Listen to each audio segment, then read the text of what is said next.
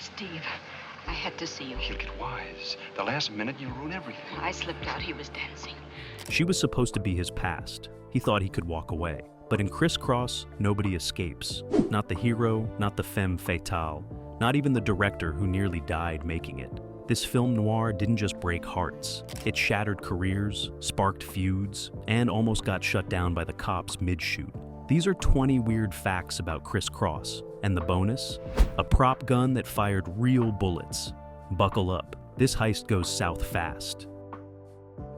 Number 1. Before Burt Lancaster was Steve Thompson, he was nobody. Just 3 years earlier, he'd been swinging from circus trapezes, performing death-defying stunts in tights, making $50 a week with his partner Nick Cravat. Hollywood wasn't calling. Agents weren't interested. He was 32, broke, and convinced his window had closed. Then came The Killers in 1946, and everything changed overnight. Suddenly, Lancaster was a star, tall, physical, dangerous. But he didn't forget where he came from.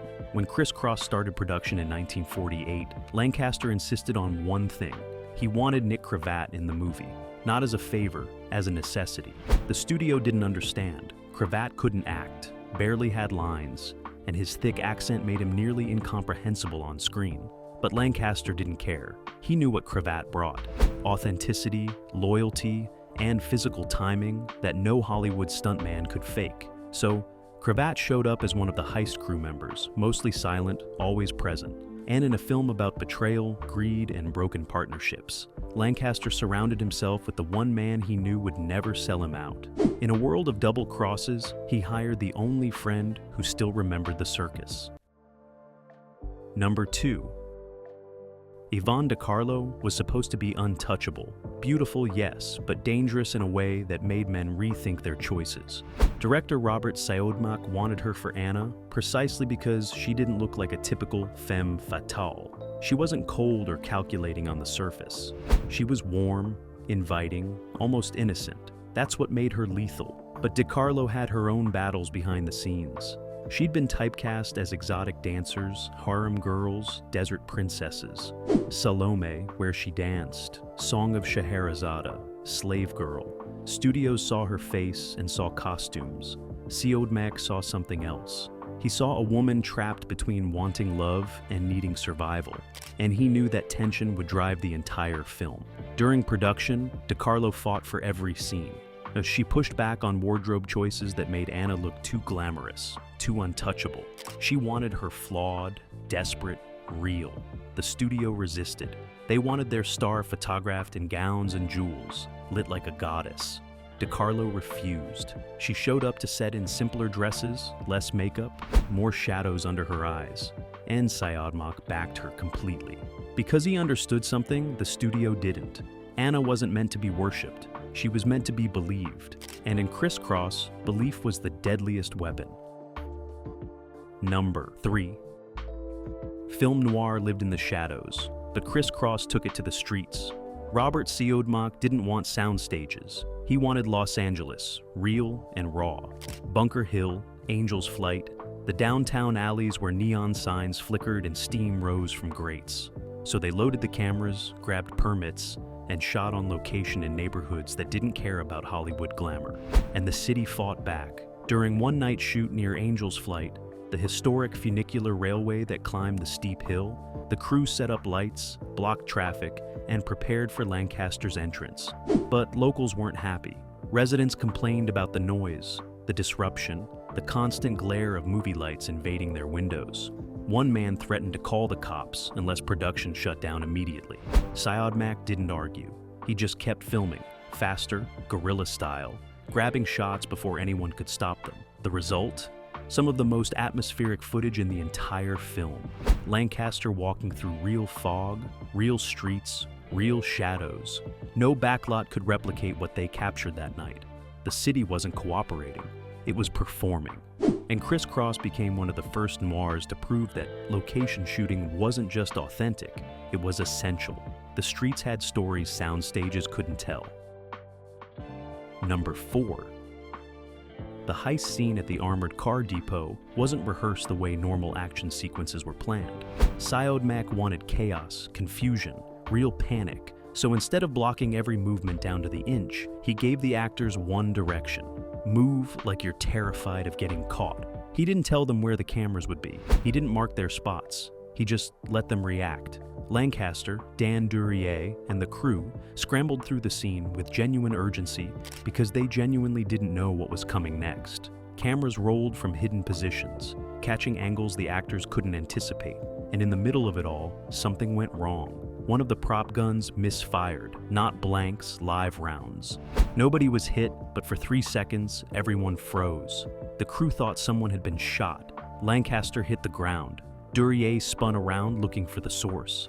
And Syadmak, he kept filming, because that fear, that split second of real terror, you can't fake that.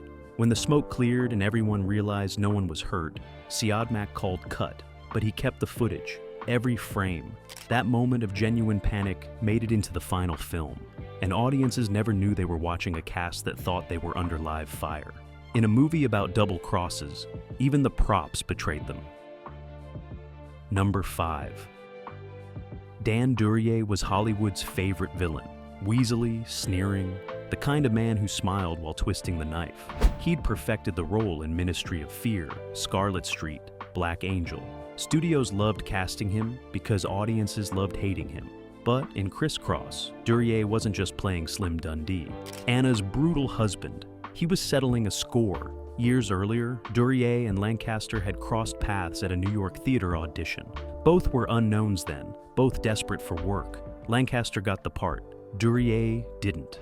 And while Lancaster went on to circus work and eventually stardom, Duryea took the long road through B-movies and supporting roles. By the time they reunited on Criss Cross, the dynamic had shifted. Lancaster was the lead, the hero, the name above the title. Duryea was still the heavy. But watch their scenes together. There's real tension there, something beyond the script. When Dundee slaps Steve around, when he mocks him, when he takes Anna right in front of him, Duryea wasn't just acting. He was claiming territory. And Lancaster, professional to the core, let him. Because he knew the movie needed that edge, that genuine hostility simmering beneath every exchange. On screen, they're enemies. Behind the scenes, they were actors with history. And in film noir, history is just another weapon. Number 6. The final scene wasn't supposed to happen at night. Syadmak had planned to shoot Steve and Anna's death in daylight, under harsh sun, exposing everything. No shadows, no romance, just consequences. But 2 days before the scheduled shoot, he changed his mind. He told cinematographer Franz Planer they'd film it at the oil refinery at night, surrounded by industrial machinery and darkness. Planer thought he was insane. Night shoots were expensive, required massive lighting setups, and the location was dangerous. But Syadmak insisted. He wanted the couple to die in shadows, because that's where they lived their entire lives. So they moved production to a real oil refinery in Wilmington, California. Massive storage tanks, pipelines, metal staircases leading nowhere. The crew worked overnight, rigging lights that created pools of illumination, surrounded by absolute blackness. And when Lancaster and DiCarlo finally filmed their death scene, lying in that car, dying together, it wasn't melodramatic. It was inevitable. Two people who'd betrayed everyone, including themselves, finding their only truth in the end. Syadmak later said, the night shoot added $15,000 to the budget and nearly got him fired, but he never regretted it. Because in film noir, love doesn't survive in daylight. It only exists in the space between darkness and the final fade to black. Number 7. Miklos Rozsa didn't just score Criss Cross, he haunted it. The Hungarian composer had already proven himself with Spellbound and The Killers, but for this film, he wanted something different. Not a traditional orchestral score, but something mechanical, industrial, relentless. So, he recorded sections of the score using unusual instruments, metal pipes struck like percussion, hammered dulcimers creating eerie, dissonant melodies. And for the heist sequence, he layered rhythmic breathing sounds under the music, making the score itself feel alive and panicked. The studio hated it. They called it too experimental, too weird, not commercial enough. They wanted sweeping strings and romantic themes. Rozsa refused. He told them the music had to sound like fate, like machinery grinding toward an inevitable conclusion. During one heated meeting, a studio executive demanded Rosa rewrite the main theme to be more accessible. Rosa walked out. He didn't return for 3 days, and production on the final edit stalled while they waited. Finally, Siodmak intervened. He told the studio that if they changed one note of Rosa's score, he'd remove his name from the film. That threat worked. The score stayed exactly as composed, and when Criss Cross premiered, critics singled out the music as groundbreaking.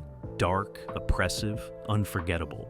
Rosa had turned the soundtrack into another character, one that whispered the truth the protagonists refused to face. You can't outrun fate when fate has its own theme music. Number 8. Nobody could agree on the ending. The novel by Don Tracy ended differently. Steve survived, broken but alive, forced to live with his choices. But Siodmak wanted death, not as punishment, but as release. The studio wanted ambiguity, a final shot that left their fate uncertain. Lancaster wanted Steve to die alone, abandoned by everyone. DeCarlo wanted Anna to survive, showing that femme fatales don't always pay the price. For weeks they debated. Test audiences saw 3 different endings, and responses were split. Some viewers wanted justice, others wanted tragedy. A few wanted hope. Finally, Siodmak made the call. They'd shoot his version. Steve and Anna together in that car, dying in each other's arms, neither getting what they wanted, but both getting what they deserved. When Lancaster and DeCarlo filmed the scene, there was no dialogue, just breathing, slowing, stopping. Siodmak didn't call cut for nearly 2 minutes after he thought they'd stopped performing. He wanted to capture the stillness, the quiet that comes after all the noise. When the film was released, that ending became iconic, not because it was happy or sad, but because it was true. In film noir, there are no winners, just people who stop running, and in Criss Cross, the running stops in the dark. Number 9. Franz Planer's cinematography didn't just capture images, it trapped them. The Austrian-born cinematographer had fled Nazi Germany and brought with him a European sensibility about light and shadow that American noir desperately needed. But Planer had a secret technique he used throughout Criss Cross that nobody else could quite replicate. He'd pre-fog sections of the film stock before shooting, creating a hazy, dreamlike quality that made even daylight scenes feel threatening. The process was risky. Too much fog and the image became unusable. Too little and the effect disappeared. Planer calibrated it perfectly, scene by scene, sometimes shot by shot. And he did it all without telling the studio, because they would have forbidden it, as too experimental. The actors never knew why their close-ups felt so haunting, why the backgrounds seemed to dissolve into murky uncertainty. They thought it was lighting, it was alchemy. Planer also insisted on shooting Lancaster's face in 3/4 shadow for most of the film, making Steve look perpetually divided, a man at war with himself. And for DeCarlo, he used softer lenses than standard, making Anna appear almost ethereal, not quite solid, like she might vanish if you looked away.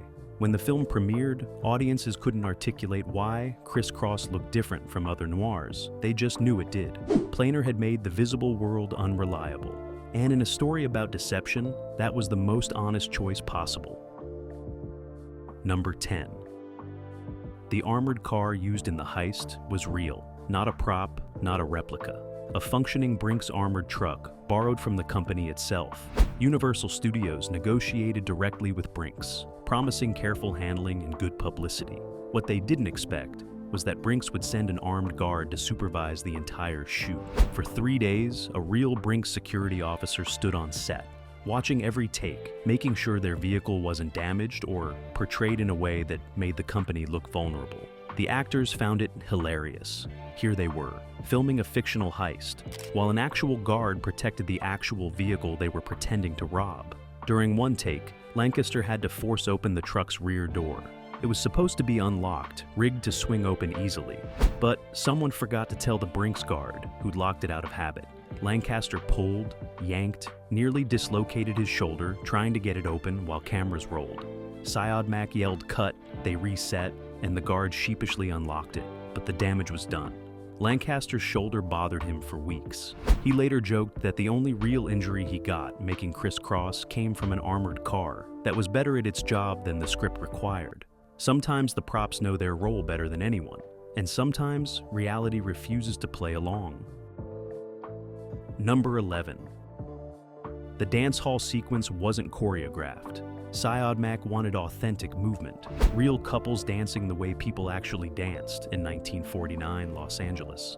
So he hired locals, not extras, real dancers from real dance halls who showed up in their own clothes, moved to their own rhythms. The studio pushed back. They wanted precision, matching steps, camera-friendly blocking. Syed Mack refused. He told his cinematographer to follow Lancaster and DiCarlo through the crowd like a documentary, catching whatever happened. And what happened was chaos. The cameras rolled for 12 straight minutes while Steve and Anna circled each other on that dance floor, surrounded by genuine dancers who had no idea what the scene was about. Some bumped into Lancaster, others blocked DiCarlo mid-shot. One couple actually stopped dancing to watch, ruining the take. Syed Mack kept it anyway, because that's how real life interrupts drama, messily, without warning. When the scene plays, you can feel the difference. It's not a movie set pretending to be a dance hall. It's a dance hall that happened to have cameras. The energy is unpredictable, alive. And when Steve and Anna finally embrace, surrounded by strangers living their own lives, it proves what Syed Mack always believed. Sometimes the best performances come from people who don't know they're performing. Number 12. Tony Curtis made his uncredited debut in Criss Cross, and nobody noticed. He appears for exactly 4 seconds as a young dancer in the background of the Roundup nightclub scene. No lines, no close-up, just a kid trying to make it in Hollywood. Curtis was 23, still using his birth name Bernie Schwartz, desperate for any screen time. He'd been hanging around Universal Studios for months, taking bit parts, hoping someone would remember his face. When he heard they needed extras for a dance scene, he showed up without being called, just walked onto set, blended in, and started dancing. Syed Mack never officially approved him. The assistant directors didn't check his paperwork. He simply existed in that space until someone pointed a camera his direction. Years later, after Curtis became a star, journalists would ask him about his first film. He'd smile and say Criss Cross, and they'd rush to verify. Studio archivists would scan the credits, find nothing, and assume he was mistaken. But Curtis wasn't wrong. He's there, barely visible, a ghost in the background of someone else's tragedy. It's the perfect metaphor for old Hollywood. Everyone started as nobody, hoping the camera might glance their way. Curtis got his 4 seconds. He made them count. Number 13. Burt Lancaster did his own stunts. Not because the studio asked, because he couldn't help himself. 20 years of circus training had wired his body to move without thinking.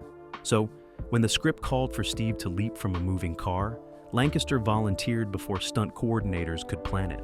When he had to scramble up a fire escape during the heist, he took the stairs 3 at a time without safety cables. The insurance company was furious. They'd bonded Lancaster for $500,000. And here he was, throwing himself around like a stuntman, making $100 a week. But Syed Mack loved it. He'd position cameras to capture Lancaster's natural athleticism, his unusual grace for such a large man. There's a moment during the armored car robbery where Steve ducks under a closing garage door, rolling across concrete and coming up running. That's pure Lancaster, pure circus instinct taking over. No stunt double could move that efficiently. The problem came during the final week of shooting. Lancaster insisted on performing a dangerous fall down a metal staircase at the oil refinery. First take, perfect. Second take, also requested by Syed Mack for coverage. Lancaster slipped. He tumbled 12 feet, landed, hard, cracked 2 ribs. Production shut down for 4 days while he recovered. The studio threatened to sue him for breach of contract. Lancaster just laughed through the pain. He'd gotten the shot.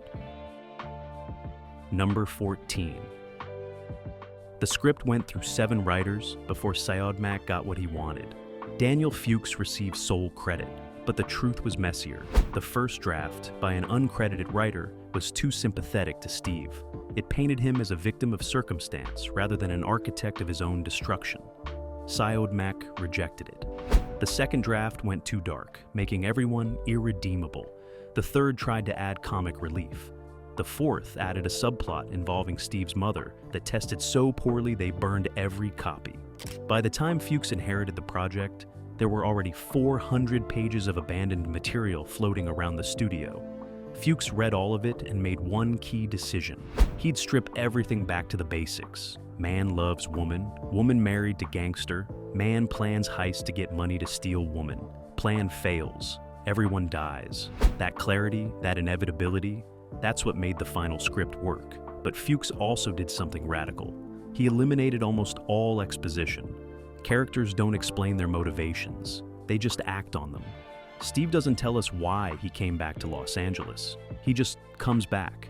Anna doesn't justify her choices. She just makes them. And the audience has to work, piecing together backstory from gestures, glances, silences. It made Criss Cross feel modern, decades before modern became a style. Number 15.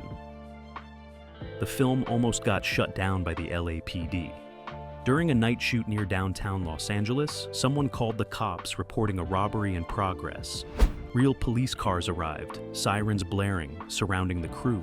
Officers drew weapons. Lancaster, covered in fake blood, slowly raised his hands. For about 30 seconds, nobody spoke. Then one cop recognized Burt Lancaster and started laughing. They'd interrupted a movie, not a crime. But the incident revealed something troubling. The production had permits, but someone on set had forgotten to notify local precincts about the shoot's specific location and timing. Police had responded to a legitimate emergency call about armed men attacking an armored vehicle. If the responding officers hadn't been film fans, if they had arrived more aggressively, someone could have been shot. Siodmak was shaken. He halted production for the rest of the night and spent the next day personally visiting every police station within 5 miles of their locations, explaining the shoot schedule, showing storyboards, making sure no one else would mistake his actors for actual criminals. The studio was furious about the lost day, but Siodmak didn't care. He'd seen how easily fiction could be mistaken for reality, and in a film about people playing roles until those roles consume them, that line had become dangerously thin. Number 16. Yvonne DiCarlo's wardrobe told a secret story.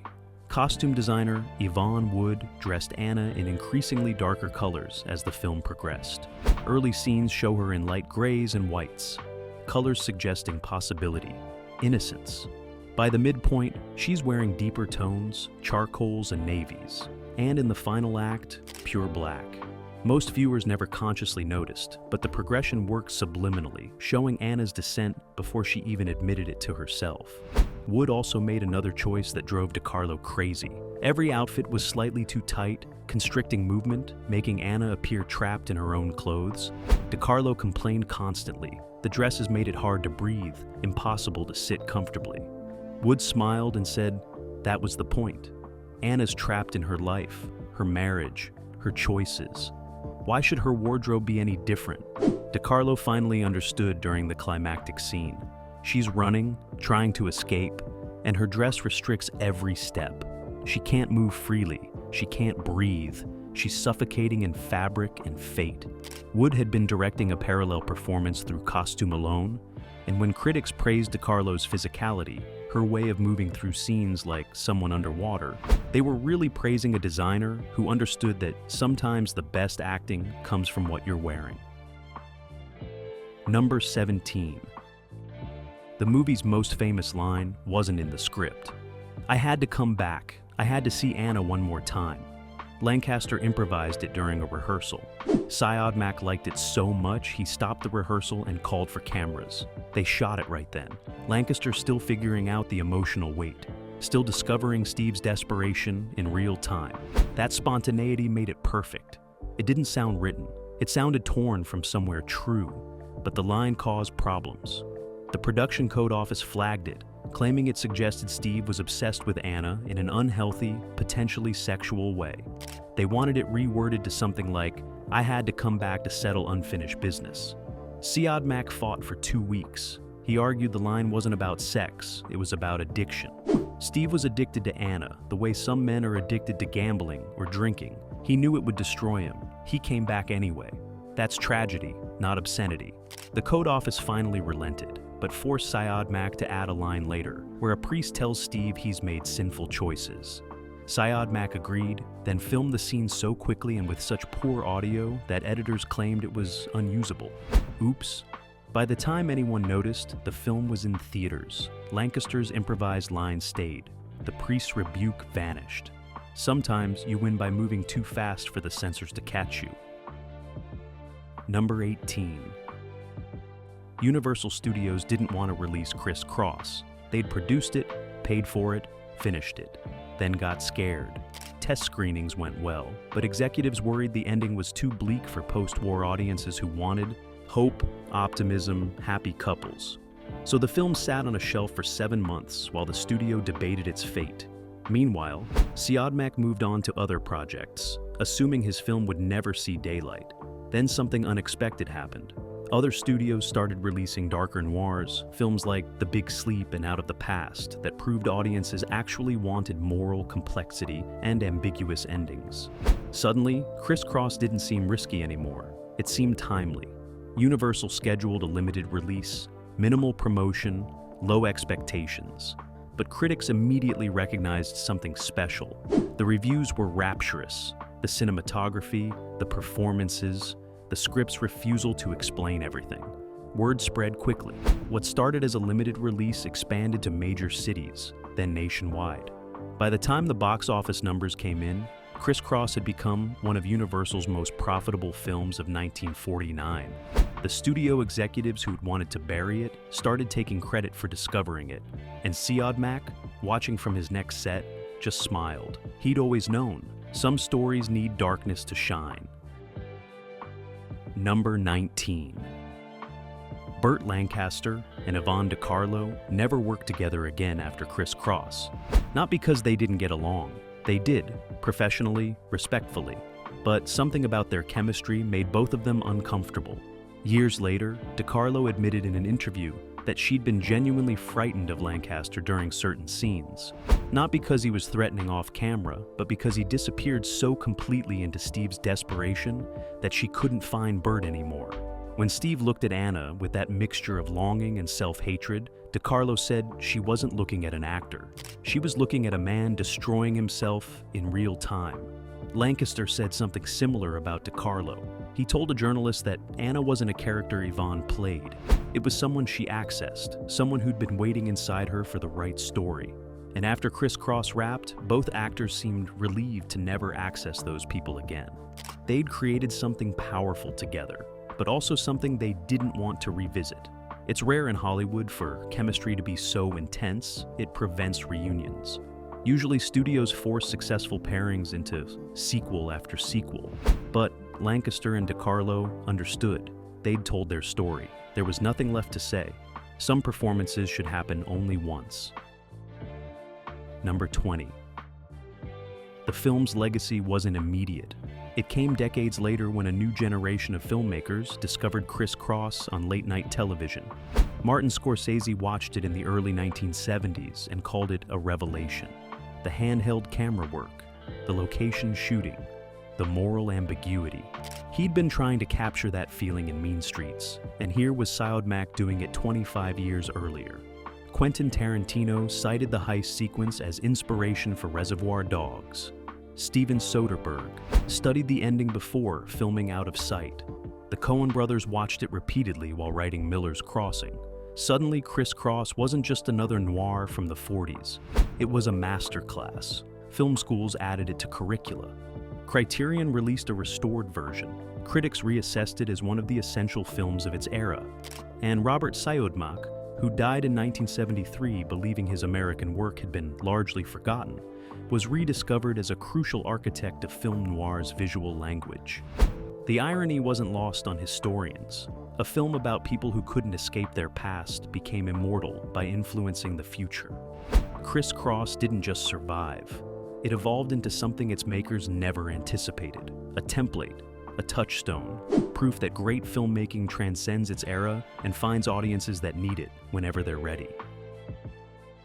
Bonus fact: the prop gun that fired real bullets was never explained. After production wrapped, studio investigators tried to determine how live ammunition ended up in a weapon that should have contained only blanks.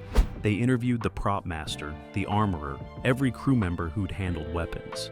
Nobody could explain it. The shells came from a different caliber than what the production had ordered. They weren't even the right type for the gun that fired them.